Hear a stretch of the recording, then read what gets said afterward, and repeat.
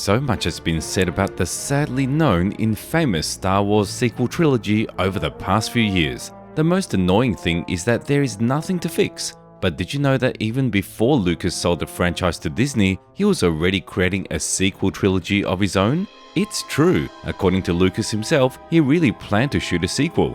However, all this remained at an early stage and did not go beyond the concept. In other words, the shooting never began. In addition, in an interview, Lucas said that by the end of the 2000s, Lucasfilm was in a crisis, due to which many games and other projects were cancelled, and George himself always adhered to a firm position to raise the bar to make each new film bigger than the previous one. However, the crisis and his own fatigue in his old age did not allow him to do this, so he decided to sell the company. However, over the course of 10 years, Lucas little by little shared his work on his own trilogy with the fans, and even sent the concept to Disney, who promised they would use it for the 7th episode, but they never did. Now we will tell you about everything that is known about the cancelled Lucas trilogy, while you can write in the comments after watching your opinion whether these concepts were worth making a new Star Wars trilogy. Also, subscribe to the channel and we will provide you with stable, high-quality content on Star Wars. With this simple action, you will help us a lot. According to Mark Hamill, the actor who played Luke Skywalker, George Lucas always thought ahead and planned to make a trilogy of Star Wars sequels as early as 1976 while filming A New Hope. At the time, the director said he wanted to make 12 films, and the 9th episode was supposed to be filmed sometime in 2011. When Hamill was old enough. After that, Lucas never spoke about what plans he had for the continuation of Star Wars, but in 2012, after selling the rights to the Disney franchise, the director finally began to reveal his ideas. According to Lucas, he always had plans for a Star Wars sequel. However, he began to think over the storyline only when he was preparing to sell Lucasfilm, in order to give his pre-production ideas and concepts to the future owner. During the 2015 Tribeca Film Festival, Lucas revealed that his story had to rely on the expanded universe novels, which are now non-canon. In the sequels, he wanted to show another generational change. In addition to bringing back the old beloved characters, the director planned to tell the story of Anakin's 2 grandchildren. The book The Art of the Force Awakens described a Jedi named Kira as a loner, a daredevil, and a bully. The second hero was called Sam, and most often he used a blaster rather than any other weapon, which apparently indicated that the character did not possess the Force, or he should have mastered it much earlier, although it is more likely that the character was to become a new Han Solo. In 2016, The Force Awakens writer Michael Arndt revealed that Kira and Sam later turned into Rey and Finn. Let me remind you, Lucas was completely assured that Disney bosses would take advantage of all his early work, which is why he was so personally invested in the sequel and its potential success. In 2018, artist Christian Olsman posted concept art of Luke Skywalker dated January 2013. According to the original idea, Luke went into self-imposed exile and was in a dark place that was supposed to inspire horror in us, like a cave on the planet Dagobah. Just look at him. His image is made in the samurai style adored by Lucas and the entire Star Wars team.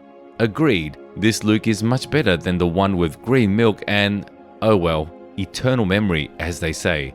In 2018, it became known that Lucas' sequel trilogy was supposed to further reveal the origin of the Force with an immersion in the microbiotic world. The director wanted to talk about midichlorians and the biological essence of the Force. The first attempts to do this could be seen in The Phantom Menace, but then everything was limited to just mentioning them, since Lucas was simply creating the setting of a future plot. In fact, the director wanted to focus on the Whills, ancient creatures that fed on the Force. In the words of Lucas, the Whills are the Force. The midichlorians inside Force-sensitive beings are directly connected to the Whills, and this allows them to control the entire galaxy. Lucas himself commented on this as follows: "I once said that in general terms, we are just vehicles in the hands of the Whills. They use us to travel. Initially, I wanted the story to be told by someone else, immortal beings, the Whills. I wanted to introduce these mysterious creatures back in A New Hope, and then in The Phantom Menace. someone would have watched everything that happened and described it, someone much wiser than the participants in all the events. But I abandoned this idea, and the concept of the wheels turned into the Force. To this day, we have not seen the development of this story, only in the 6th season of the Clone Wars. The creator of the series showed this idea from a different angle, and instead of the wheels, we are shown the mysterious priestess of power, to whom Yoda traveled to learn immortality. Now it's time to talk about the most important stuff. The main villain of the new trilogy, who was supposed to be none other than Darth Maul. Along with his apprentice, Darth Talon, Maul was to become a crime boss in a galaxy far, far away that the heroes would deal with.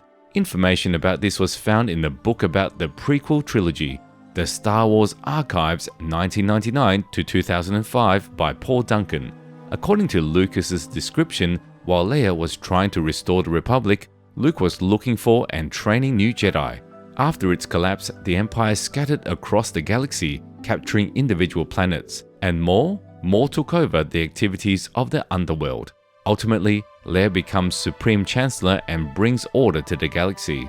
Maul would have pursued his plans, which are contrary to all established law and order.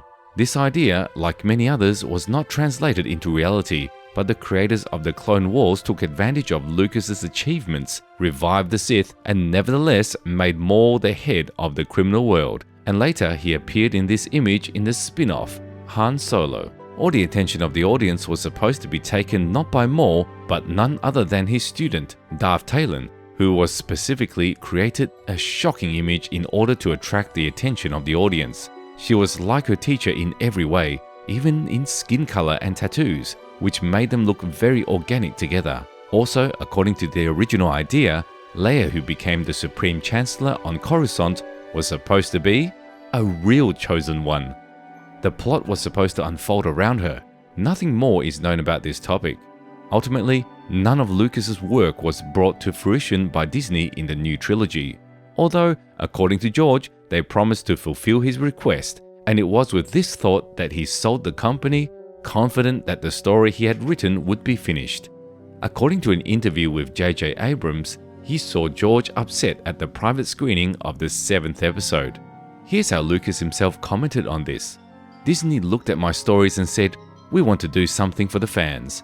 People never realized that Star Wars was a soap opera, films about family problems, not spaceships. So they decided not to use my stories and came up with their own.